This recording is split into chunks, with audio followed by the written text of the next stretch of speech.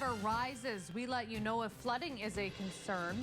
A milestone in the flood protection project in Minot, and how you can turn the light on for law enforcement.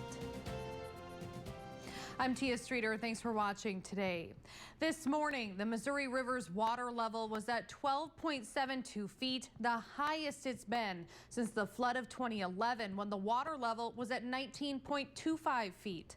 The National Weather Service says snow melt and an ice jam around the Memorial Bridge caused the water level increase.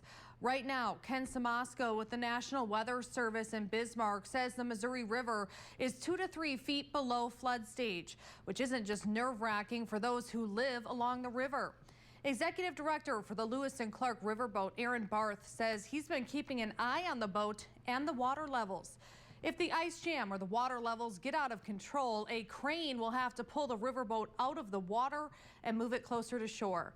Luckily for the Lewis and Clark Riverboat and those who live along the river, the National Weather Service believes warmer temperatures will be coming to the rescue.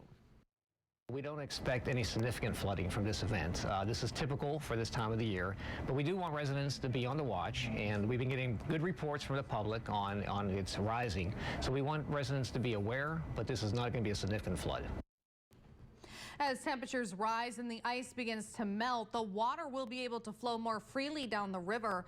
The National Weather Service says by Wednesday, the riverway should be fully open due to the warmer temperatures. A $25 million project to handle high water during flood years hits a milestone today. Concrete was poured for the first 2 of 10 walls that will be needed for the 8th Avenue lift station in Minot.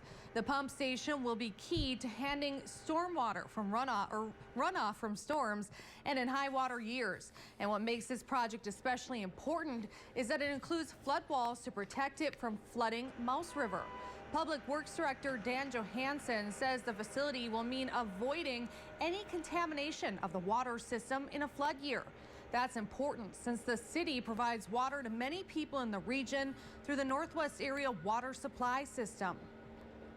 To me, this is the most critical piece of infrastructure that we have in Minot. With our water, everybody needs water daily, and with the NAWS tie-in where we're providing water to the Kenmare and Berthold and the rural water systems, it's very important that we keep the protection around this. The newly poured concrete must be kept warm, so the walls are enclosed by sheeting and heat is pumped into the area. The lift station will have 3 large pumps that can move 18,000 gallons of water per minute in a storm or flood situation. It's not part of the Mouse River Enhanced Flood Protection Project, but its flood walls will tie in to that project. Darrell joins us now with the first look at the forecast. Darrell. Thanks, Tina. Across the area, we've been seeing a lot of cloud cover with scattered snow, wintry mix, and rain across the entire region. Right now, looking at the northern plains, and there's a pair of low pressure systems that's continuing to move gradually to the east. As they do, that's where we're seeing this mixture of rain and snow. Zooming in a little bit closer, we see that some light rain has been moving through not only our entire area, but mainly from Dickinson to about halfway over to near Bismarck, Williston, and Minot. You've been seeing a little bit of wintry mix as well as some scattered snow. But after looking at the road conditions across the state, only one that's seen a little bit of slush is near Dickinson. Through the rest of the evening, we'll see snow chances starting to taper off tonight as temperatures fall through the 30s back into the 20s. I'll have more on the forecast coming up in just a little bit. Tia, back over to the desk. If you want a blue light bulb to show your support for law enforcement, a business in Fargo has you covered. Good Bulb along 12th Avenue North is donating blue light bulbs to honor the fallen recent Fargo police officer, Jason Mosier. The company is selling the bulbs for $5 each. All of the money raised will then be donated to the Mosier family.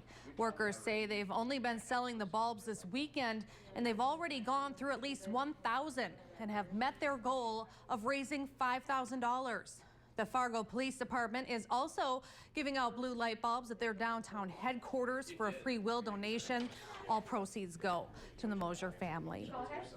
Gas prices dropped in Bismarck again over the weekend. Prices are now just under $1.60. That's also the current statewide average. The last time prices were this low, February 2004. That got us thinking about when prices were the highest. In May of 2013, gas prices were at an all-time high, $4.36. We thought it might be interesting to tie that in with the price of a barrel of oil. The West Texas Intermediate crude price today, a little more than $29 a barrel. In May of 2013, the price per barrel in the mid-90s. The Mid-Dakota Education Cooperative is in its 11th year of operation. Today, the group held their Winter Professional Development Conference, which had a new emphasis due to some recent legislation. John Duran was there. Over 1,000 local educators piled into Ann Nicole Nelson Hall on the campus of Minot State this morning for the Mid-Dakota Education Cooperative's winter conference called Build Your Bench. The objective of these meetings is to enhance school culture and climate for learning. And with some new legislation that passed last year, Luke Schaefer, MDEC's executive director, says this conference will add another focus. Legislation was passed in 2015 requiring all teachers to have training in mental health and suicide prevention.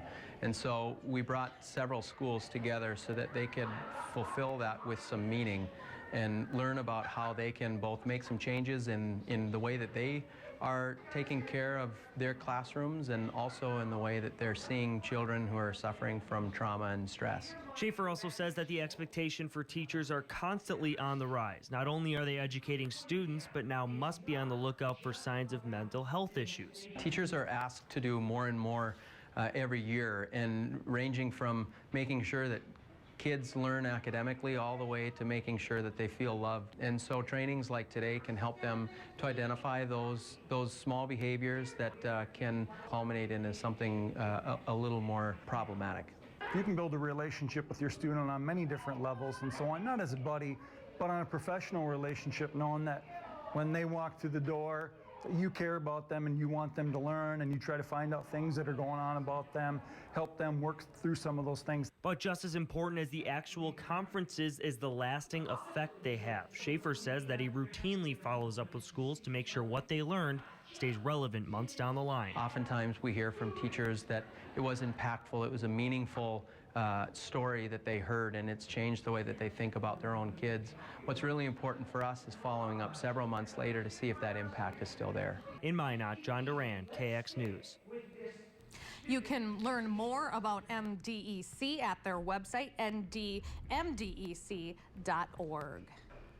It's President's Day across America, and in White Shield, it is also Chiefs Day. White Shield area residents took time to honor the chief of the Arikara tribe, Robert Bear Jr. Bear has been leading the tribe since John F. Kennedy was the U.S. president in 1961. Two of his cousins say Bear has been an exemplary leader to his people, just like his father and grandfather before him. The Arikara are one of the three tribes and the three affiliated tribes based in Newtown. The others are the Mandan and Hidatsa. Still to come at 5, why the Pope has strong words for Mexico and their dealings with indigenous peoples. Why demonstrators are in front of the Supreme Court this Monday. Plus, when we return, Darrell has our weather forecast. Keep it here. More news and weather on the way. You're watching KX News with Tia Streeter and weather with